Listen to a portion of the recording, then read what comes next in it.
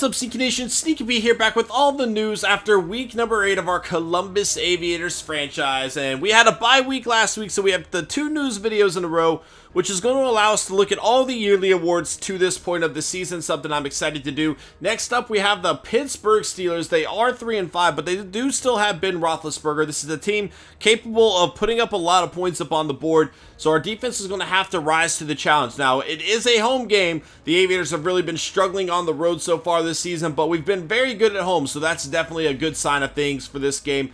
But still, even then, we're going to have to see some players step up. Let's go ahead and see if we can finish scouting here. Now, Doran Dickerson's looking for a new contract. I don't know that I'm going to look into that this week. We might look into that a different week, though. I want to get some opinions from you guys. What do you think? Do you guys want Doran Dickerson back? I'd love to have him back, to be honest. I really do want to bring him back, but I'll kind of wait to see what you guys think as well. I don't really have another option at that fullback that I like any more than him. And, you know, he's definitely got a lot of speed for us. He's a big-time player. But he is getting a little bit up there in age, and you know, as he gets up there in age, his speed might start to decline a little bit. So we finally finished our first round of scouting. What this means is now we can go through and start looking at the players that are really going to be able to contribute to this team elsewhere. So running backs, I mean, this is looking like a pretty solid draft from what I saw. You know, we have not seen all these B pluses in a while. I don't think we've seen it at all. I don't know that we've had a really, really good draft yet in this series. We've done it a few times in Sim Series, but looking down, you know, still seeing a B plus down here in the 4th round's a good sign. No more there. I don't know. Maybe it's not. Maybe it's not. Let's see. We'll go through a little bit and kind of look at what kind of draft class we might be looking at. A- hit power. A- block shedding. A guy for a 2nd round guy.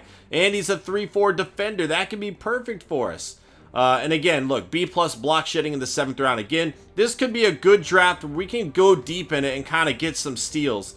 Here's another A- block shedding guy for a 3-4 defense. Again, I might need to start looking at some defensive ends, defensive tackles. I don't know. We'll look around a little bit if I decide to choose to move on from Casey or Nada or something like that. Still need to look for some outside linebackers if I decide to move on from Arakpo, who really hasn't been great this year. He's been okay. Derek Morgan's been killing it, obviously, but we don't really need a middle linebacker. But look at this. This is definitely looking like a very strong draft. It might be a little bit top-heavy, guys. It might be a little bit top-heavy. But overall, yeah, it's definitely probably going to be top-heavy. There are some B pluses down here, I suppose. The top definitely seems to be very, very strong, though, which I'm pretty stoked about. So now it's just up to us to find the best players we can. Now, more than anything, what do we need right now? I feel pretty comfortable with my team across the board. I mean, I feel like we're going to be drafting a lot of guys that might end up being backups for us for a while. Like, what do I really need at this point? If I choose to go with an end, that might be one thing, you know, outside of Casey. On the other side, you know, we have Daquan Jones. He definitely had a big game for us last week, but we'll see. Let's just scout around anyway, you know, kind of look at the A-minuses first maybe, because those are the guys that we need to look into more, invest some time in.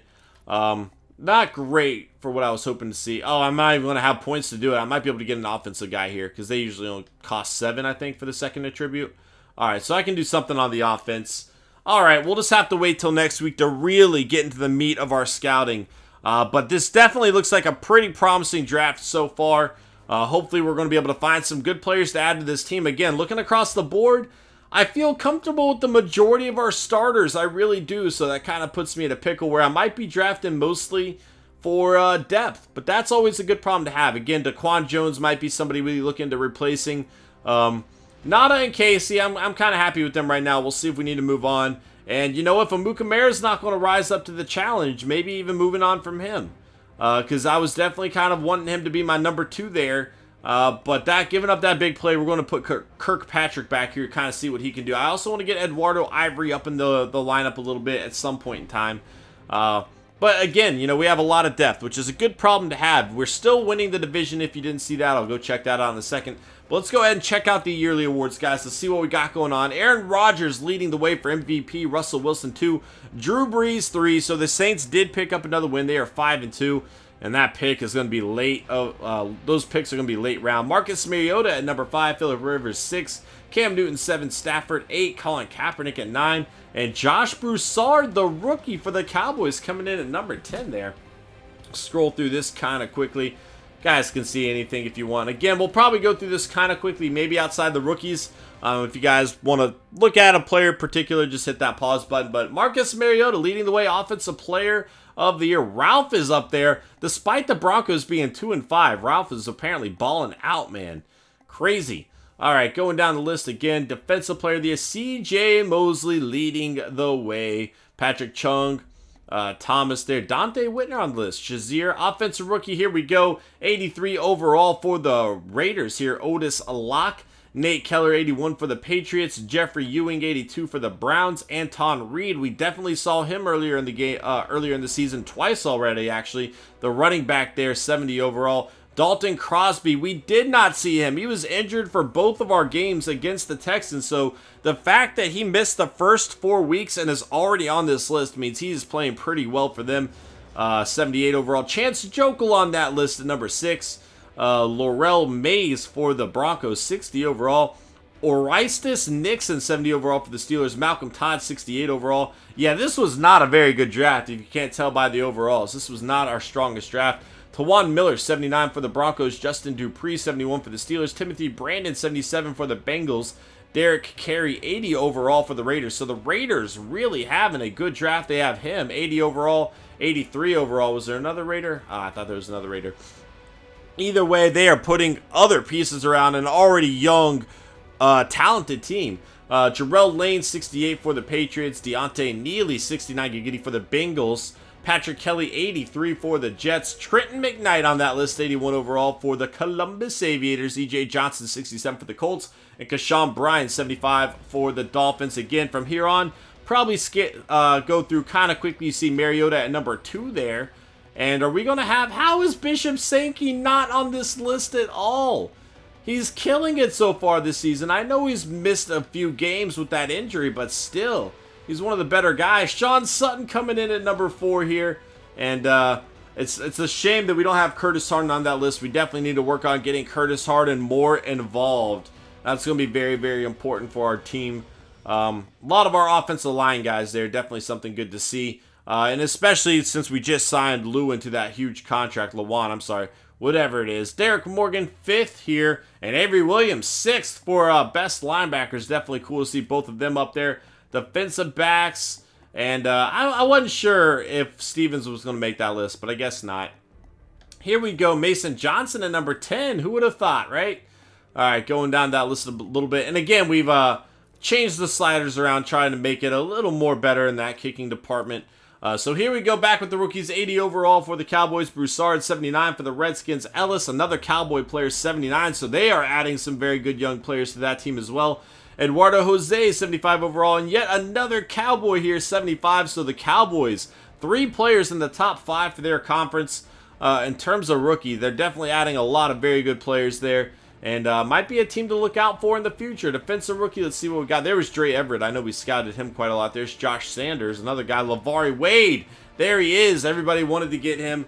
And unfortunately, he was gone by our pick. But he's sitting there, 80 overall for the Eagles. And again, you guys can kind of see 57 overall. You guys can kind of see that not the greatest of drafts that we had last year. And that's one reason why we traded a lot of picks with the Saints. So we could kind of stock up for maybe a stronger draft for us, and it looks like it was a pretty solid move for us so far, as this draft definitely seems to be a lot better than it was last time. Wide receiver going down the list a little bit, and no Calvin Johnson. Where is he at? Brian Quick, Appalachian State, baby. I love it. I love it. All right, let's see what else we got defensively. Aaron Lynch on that list. Alden Smith still with the 49ers. Bruce Irvin. All right, Manti Te'o for the Rams. Oh, man. And going down the list here, anybody? Duke Williams on the Niners, Chris Culliver, Chancellor, Clinton Dix.